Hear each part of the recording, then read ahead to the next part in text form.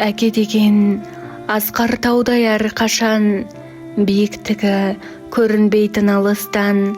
Жел соқса да, боран ұрып тұрса да, құламайтын, мызғымайтын намыстан.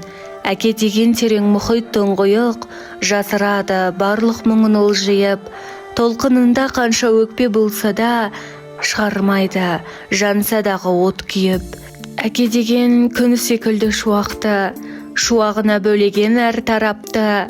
Көрінбейді арадағы қашықтық, ол бар бірақ әркез іске тұрақты. Таң атқанда ең бірінші оянған, жан ұясын ойлап мүлде тынбаған. Қолындағы барын берер өзгеге, менің әкем әлемдегі жомарт жан.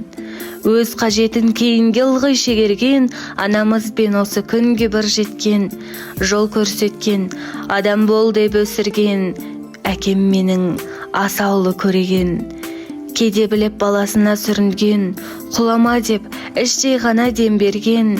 Әке үнсіз уайымдайтын бір жүрек, мықты мінез, өрісті ой болған тірек. Көлеңкедей ілесерген қорғаның, жан ауырса байқамай-ақ қалғаның. Бір әкенің арқасында емес пе шына еңбек, не екенін ұқпауың. Тауда емес, теңіз демес, күн демес, әке деген алып толға еш сөнбес.